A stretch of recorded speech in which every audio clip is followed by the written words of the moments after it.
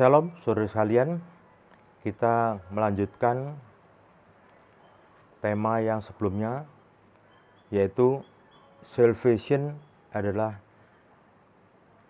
hal yang mustahil. Tapi sebelumnya kita berdoa dulu. Bapa yang kami sembah di dalam nama Tuhan Yesus, terima kasih Tuhan, Engkau sudah tuntun kami, sehingga Engkau sudah berkati kami, sehingga materi sesi yang kedua ini bisa tersampaikan dengan baik.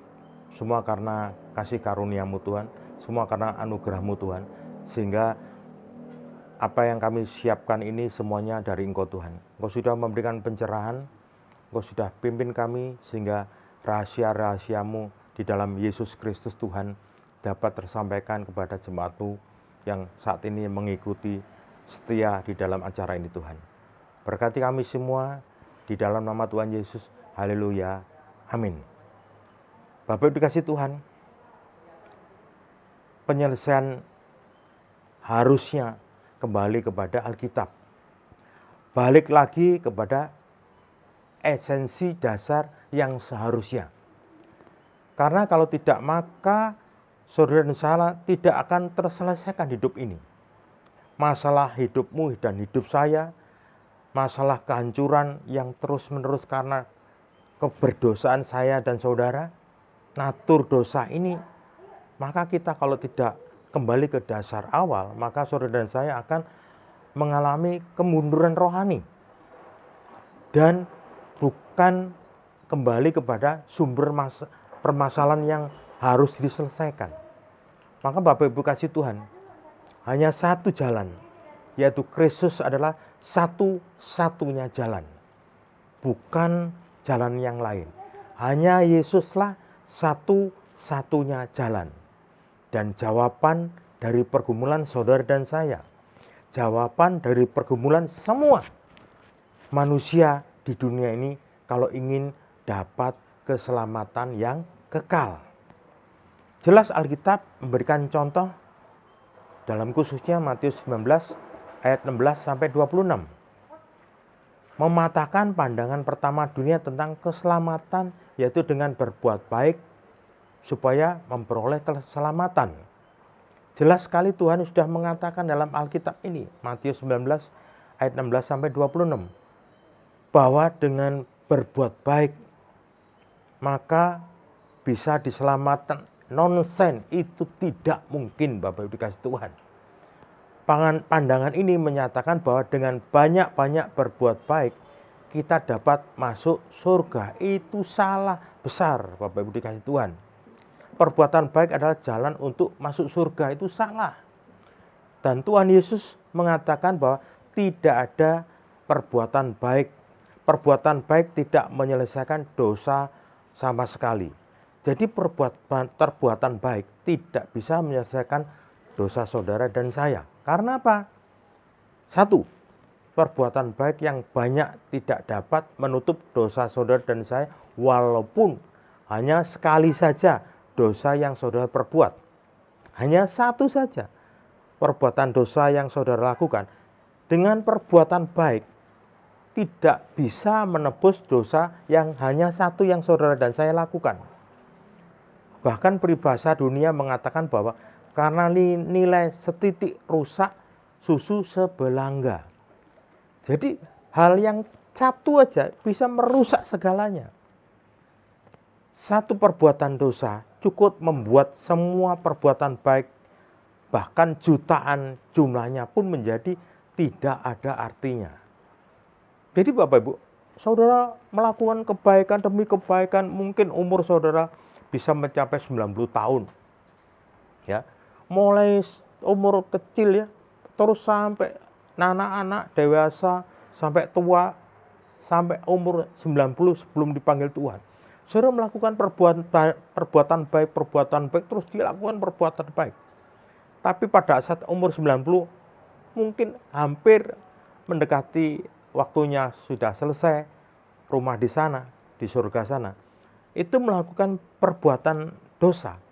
Maka perbuatan yang saudara lakukan, perbuatan baik yang saudara lakukan semuanya habis, hilang. Dan saudara menuju kepada neraka yang kekal. Jadi dengan dosa satu saja,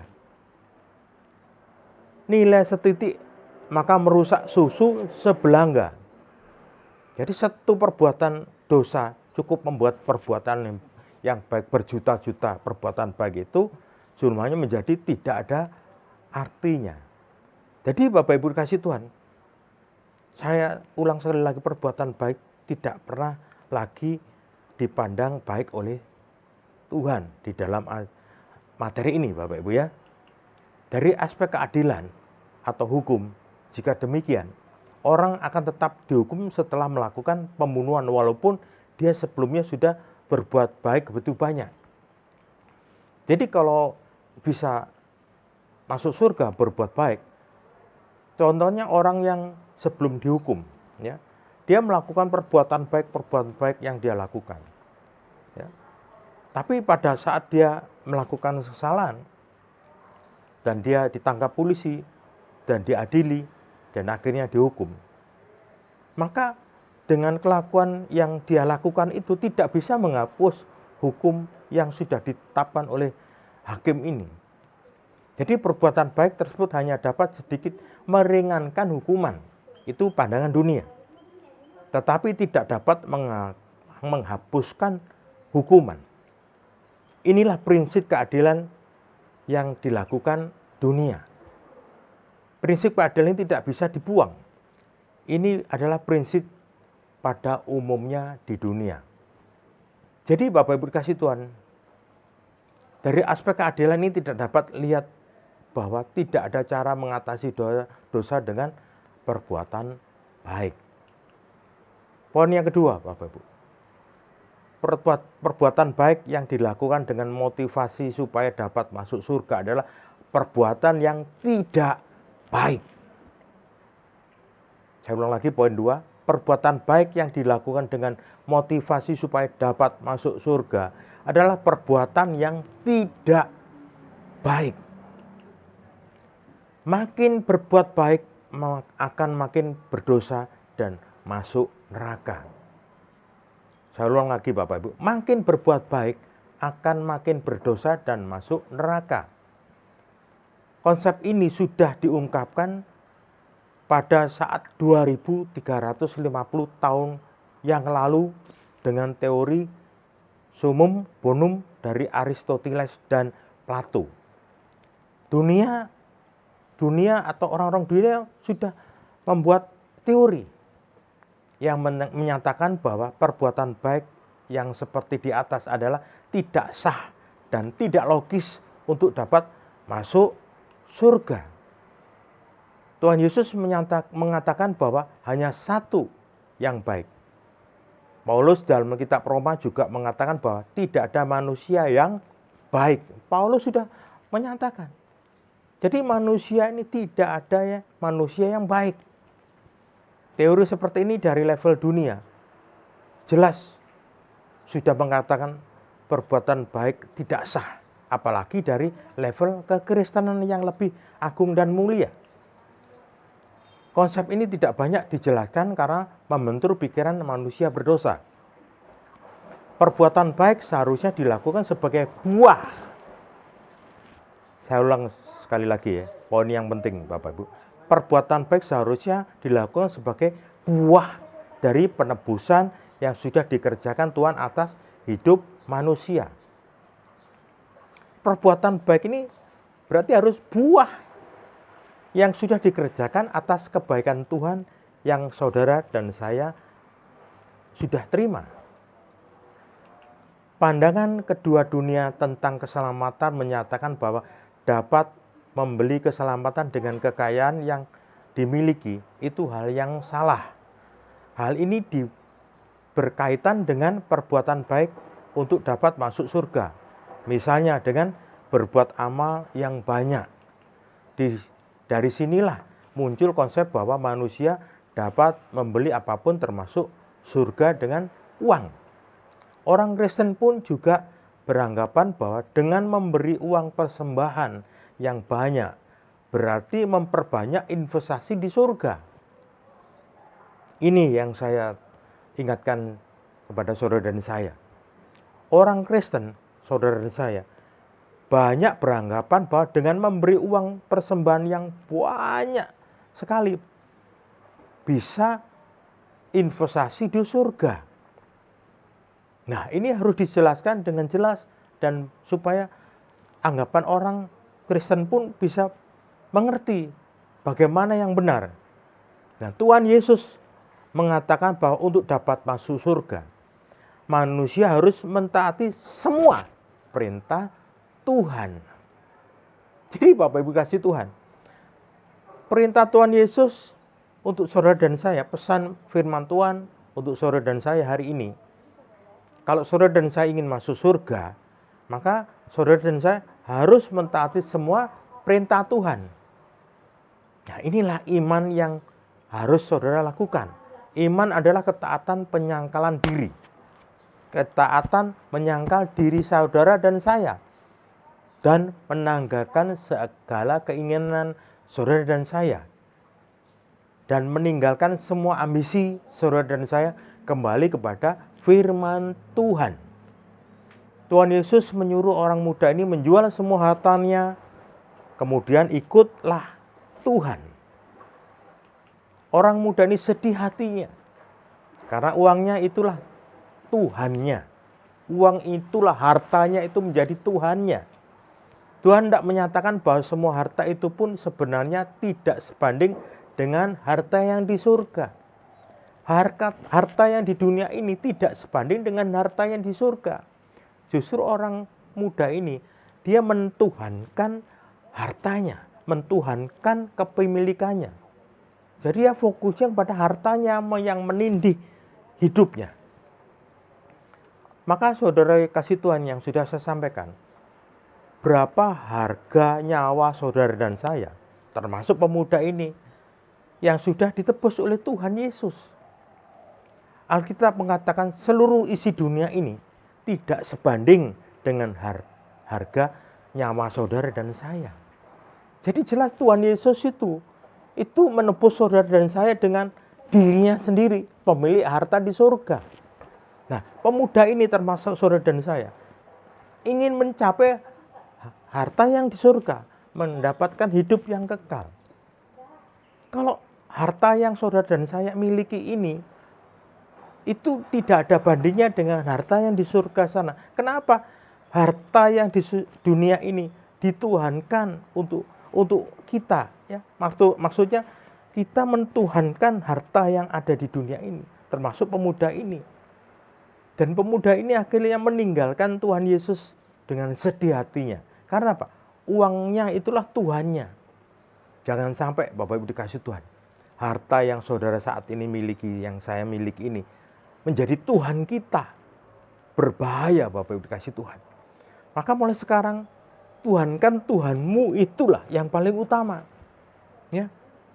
Jelas sekali nyawa saudara dan saya sudah ditebus dengan dirinya, yaitu Yesus Kristus yang memiliki surga sana. Jadi nyawa saudara dan saya itu tidak ternilai harganya maupun dihargai oleh harta yang di dunia ini. Tuhan Yesus mati menggantikan saudara dan saya dengan nyawanya. Manusia menghargai hidup nyawa terlalu murah. Kalau memang murah, mengapa anak Allah harus turun menjadi manusia? Mengapa Tuhan Yesus harus mati untuk menggantikan saudara dan saya? Begitu berharganya nilai nyawa saudara dan saya. Alkitab mengatakan kita tidak bisa bayar dengan harga emas dan perak untuk mengganti nyawa saudara dan saya. Hanya satu kemungkinan yaitu dibayar dengan darah anak domba, yaitu darah Yesus Kristus sendiri. Tidak ada cara apapun yang dapat dilakukan manusia untuk masuk dalam kerajaan surga. Manusia sudah berdosa, keluar dari natur aslinya, dan manusia cenderung melawan Tuhan. Semula Tuhan menciptakan manusia dengan tujuan yang agung mulia, diciptakan menurut gambar dan rupa Dia untuk memuliakan Tuhan. Justru manusia berontak kepada Tuhan. Manusia melanggar hidup yang sudah ditetapkan Tuhan supaya hukum relasi manusia dan Tuhan tercipta. Antara pencipta dan ciptaannya. Hukum yang paling dasar dari semua relasi. Hukum relasi antara pencipta dan ciptaan mengatakan bahwa semua ciptaan dicipta oleh pencipta berdasarkan tujuan penciptaannya. Didesain oleh pencipta. Pencipta adalah harus disembah. Ciptaannya harus menyembah pencipta. Hukum inilah adalah hukum kebenaran yang hakiki, yang berlaku tanpa terkecuali. Ketika ciptaan tidak kembali kepada fungsi semula, diselewengkan, maka ciptaan akan mengalami penurunan nilai yang luar biasa. Ketika manusia berontak kepada Tuhan, manusia mati, bukan Tuhan yang mati, tapi manusia yang mati. Dosa di dalam kekristenan bukanlah membunuh, berzina, itu semua hanya sekunder. Orang muda tersebut melakukan hukum pada loh batu yang kedua, relasi dengan sesama manusia. Maka Tuhan Yesus mempertanyakan penerapan dari hukum pada loh batu yang pertama, relasi manusia dengan Tuhan. Inilah intinya. Dan gagallah orang muda itu dalam hal ini. Gagallah orang muda itu hal yang ini. Jangan sampai saudara dan saya gagal seperti orang muda ini. Dan hal inilah yang harus saudara dan saya terapkan dalam hidup saya dan saudara. Kembali lagi pada fokus pada Tuhan Yesus Kristus. Dan sesi yang selanjutnya saya bahas lagi. Dan sebelum saya bahas lagi, kita berdoa kepada Tuhan. Bapa yang kami sembah dalam nama Tuhan Yesus. Terima kasih Tuhan, Kau sudah berkati acara ini dari awal sampai akhir. Ke dalam tangan-Mu kami serahkan Tuhan. Berkati untuk materi yang selanjutnya Tuhan, supaya keselamatan yang mustahil dapat saudara dan saya terima. Terima kasih Tuhan, dalam nama Tuhan Yesus, haleluya, amin. Saudaraku, tolong follow, like, dan subscribe supaya setiap materi yang terdahulu terus bisa cepat tampil di dalam layar